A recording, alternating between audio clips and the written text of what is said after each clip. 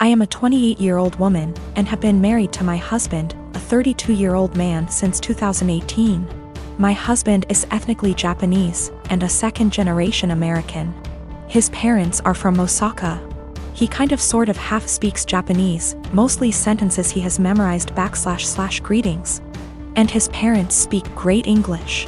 On the other hand, I lived in Japan for 3 years, so I am conversationally pretty good. I have studied hard to get to the level I'm at, and I have passed level 2 of the Japanese language proficiency test. Not great, but not bad. Lately, my husband is super into me calling him Goshijin-sama, which can be translated to my honored husband. It's extremely unusual to call your own husband this, as it is usually reserved for other people's husbands as a respectful term. But it's kind of an anime / Japanese geek culture thing. I was okay with it in private because it makes him happy. Last week went to his parents' house for dinner, and on the way over he asked if I could call him Goshijin-sama all evening. I immediately shot his idea down with a firm no, because that would be super embarrassing. His parents are native Japanese speakers in their 60s. I'm not going to subject them to what you'd pay a waitress in a maid cafe $20 for a cup of coffee to call you. To be honest, I don't think my husband really gets how the phrase is properly used, despite his insistence. He kept trying to convince me, reminding me that he is Japanese and knows what is proper. Despite the fact that I speak better Japanese than him, but I was having none of it. I just shut down and tuned him out. We got there, and sometime into the night I called his name to ask if he wanted a drink. Despite him being in hearing range, he ignored me. I said it again, and this time he looked at me, gave me this pleading shrug, and then turned back to the TV. I didn't get him a drink and just got myself one. A while later, I said his name again, and he audibly sighed. He told me that he wanted me to call him what I call him at home. To which I responded I would most certainly not be calling him what I call him at home. This was all in front of his parents, by the way. On the car drive home, I told him that I wasn't going to call him Goshijin-sama anymore because he can't draw the line between fun, playful couple stuff and his parents. He has sulked for the past week and I don't even know what to do. Normally I would not even consider the possibility that I was wrong here, but he's normally a very rational, reasonable, and respectful person. I feel like I'm being gaslighted and don't know what to do. I am a 25-year-old male on a lakeside property that was legally and officially given to me by my parents. I have been living here for 6 years and have some great neighbors along with some not so great ones. Of all my neighbors, I have only ever had problems with one who lives right next door named Mariette. She first moved in early this summer as she had the former house on her property demolished and rebuilt. My problems started with her overheard the use of my wood stove and fireplaces. With the temperatures getting colder, I have started to use them daily. My house is not equipped with any form of heating outside of the wood stove and a fireplace. This means that from fall until spring I will constantly have them going to keep my place warm. My family never outfitted the home with anything better because it was for weekend trips and we would winterize and leave it when things got cold. My parents thought of adding oil heating when I moved in, however I opposed it because it was a waste of money and didn't mind splitting logs. 5 days ago, after having received my shipment of logs for the fall, I was approached by my neighbor Mariette. She came around asking for my parents, to which I said that they don't live here and that I am the homeowner. She didn't believe me and said that I was too young to be a homeowner before leaving.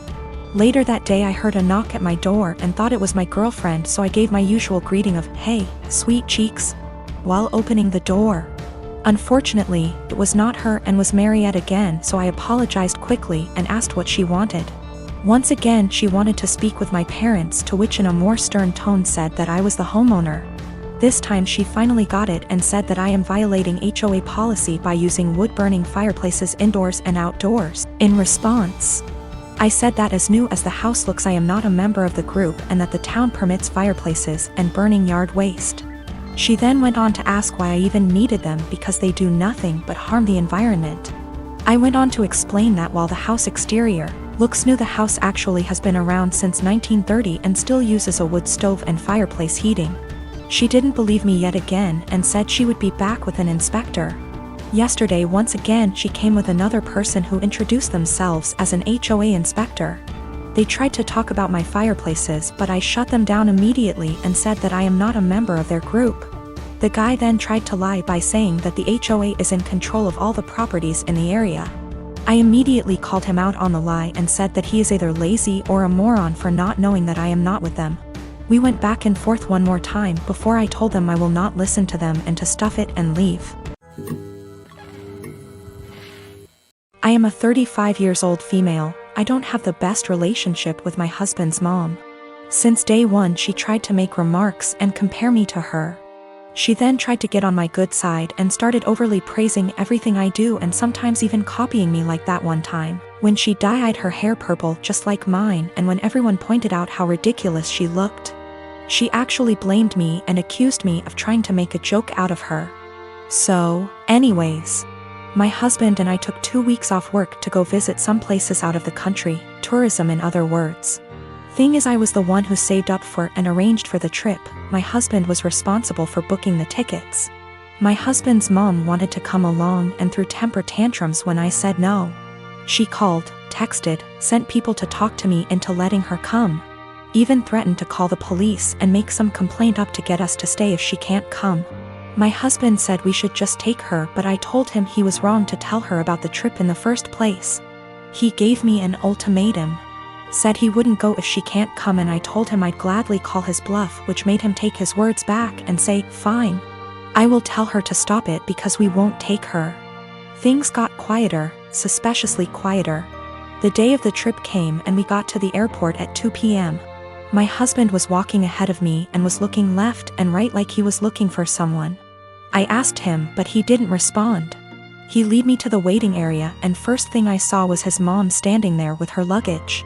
I froze in my spot. I felt a cold wave washing over me and I was fuming inside. She and my husband were hugging. That's when I quietly turned around and started walking towards the exit. My husband followed me while shouting at me to stop. He tried to stop me, but I told him off the harshest way possible. He tried to say I was overreacting and that his mom was there anyway and I should let it go and not mess the trip up for us. I told him he and his mom could still go and that I was going home. I went home and sobbed into my dog's fur for several minutes. Turned out he booked her a ticket without me knowing. An hour later he came home yelling and raging about how pathetic and spiteful I was to walk out and go home and ruin the trip last minute. I told him he caused this to happen. He said that I was being so hard on his mom, it's ridiculous. I refused to fight anymore, but he kept on berating me, then called my family to tell them that the trip was cancelled, and that it was because of me. My family said that I shouldn't have ruined it for myself and should have sucked it up and done my best to enjoy. So my fiancé, female, 24 years old, and I, male, 27 years old, got engaged in May and are currently planning for our wedding in August. It's worth mentioning that I'm the sole earner because my fiancé is still in university. I've saved up decent amount of money to afford the wedding. Thing is, her parents get involved in everything, from picking the engagement ring on my behalf, to giving opinions on where we should rent, and now my FMIL is constantly giving opinions on our wedding. FMIL would follow up on everything we do and make negative comments on things like the best man, the guest list, and food. She told my fiancé she didn't like who I picked to be my best man and wanted me replace him after a big argument, but I said no, though my fiancé said we should have just done it. Mother-in-law also wanted me to uninvite people I wanted at the wedding so she could add more guests on her side of family. I said no to that also. Now the current or biggest conflict between us.